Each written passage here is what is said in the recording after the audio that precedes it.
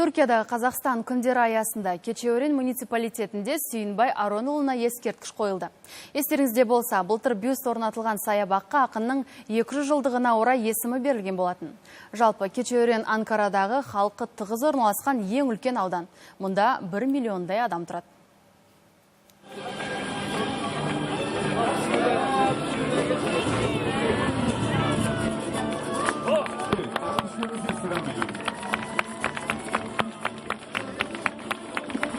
Қазақтың ұлы ақыны Сүйінбай Аронұлы атындағы саябақ Keçiören ауданының ең көрікті жерінде орналасқан. Енді міне осы тұсқа айтыстың алтын діңгегі атанған бабамыздың ескерткіші орнатылып отыр. Бюстің тұғырымен қосқандағы жалпы биіктігі 2,60, ал ені 1,35 метр. Авторы мүсінші Нұрғалым Исабаев.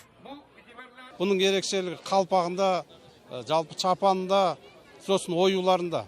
Билік ағашы дейді, қалпағында сол ою бар.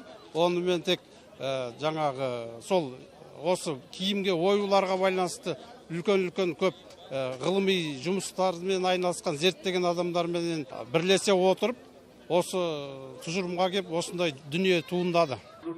Ашылу салтанатында алғаш болып сөз алған муниципалитет төрағасы Мұстафа Ақ Сүйінбай түркі әлеміне ортақ шайыр екенін айтып, бұл игі шара бабаға деген әрі қазақ бауырларға деген құрметіміз деді. Біздің жерде ұлы ақын Сүйінбай ескерткіші орнатылғаны біз үшін үлкен мақтаныш. Өйткені қазақ жері ата жұртымыз болса, түрік жері ана жұртымыз. Сондықтан байланысымыз жалғасып, ынтымағымыз беки түссін. Қасиетті Рамазан айымен тұспа-тұс келіп отырған қуаныш құтты болсын.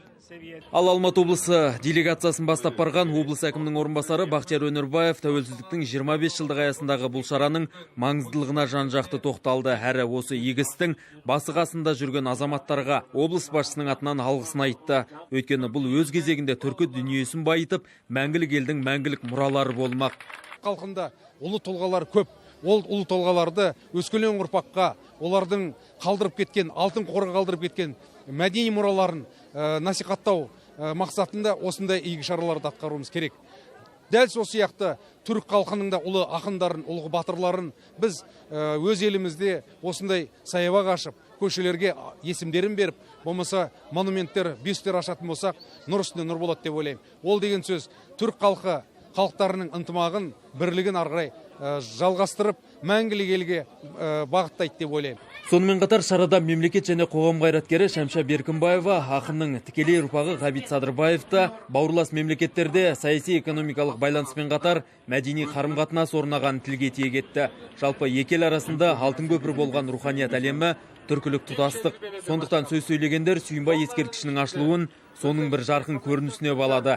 Әрі баба мүсіні өз кезегінде келешек түрік ұрпағына қазақты кеңінен танытып білуде маңызды рөл атқармақ. Ұлы бабамыз Сүйінбайға былтыр ашылған паркте Сүйінбай бабамыздың бюсті қойылып отыр. Бұл қазақ пен түрік халқының 1000 жылдық достығының жалғасы, қайтадан қосылу белгісі деп есептейміз. Болашақта осындай бірлікпен достыққа шақырған ақындарымыз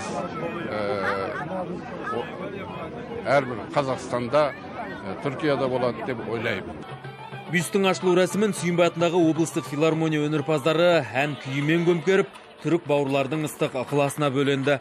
Сонымен қатар бұл күні Сүйінбай ақынның шәкірті Жыралыбы Жамбыл Жабаевтың 170 жылдығына орай ғылыми конференция өтті. Онда жыраудың өмірі, шығармашылығы мен азаматтық болмысы әр қырынан талданды. Қазақ және түрік ғалым жазушылары 20 ғасыр Гомері жайында өз зерттеулері мен ой пікірлерін білдірді. Гази университетінің докторы Жемиля Кнаджи болса, қазақ елі мен Анадолы елінің өнеріндегі ұқсастық пен ортақтыққа қатысты біраз мәселені қозғады. Қазақтың ақындық дәстүрі мен түріктің ақындық, Anadolu'nun ақындық дәстүрі бір-біріне ұқсайды. Akınlar da solay, uğsaydı birbirine. Men ötkende Suyunbay'da Seyrani'min salыстırmalı bayandamam bolgan edi. Jambıl atamız men bizim Anadolu'daki Pir Sultan Abdal degen bir akım var. Sonu men ayırmaşılık yok desek boladı. Ruhani байланыс бар. Олар халықшыл. Жалпы конференцияда айтылғанындай, Анкарада Сүйінбай құрметіне саябақ ашылып, ескерткіш орнатылса, енді келешекте Жамбыл атына көше беру мәселесі қарастырылмақ. Осы ретте облыс әкімінің орынбасары түрік бауырларды елімізде Жамбыл мерейтойының мәресі ретінде Алматы облысына өтетін республикалық айтыс пен жыршы термешілер байқауына шақырды. Думан Алтынбекұлы, Ғабит Қабдрахманов, Жетісу телеарнасы, Анкарада.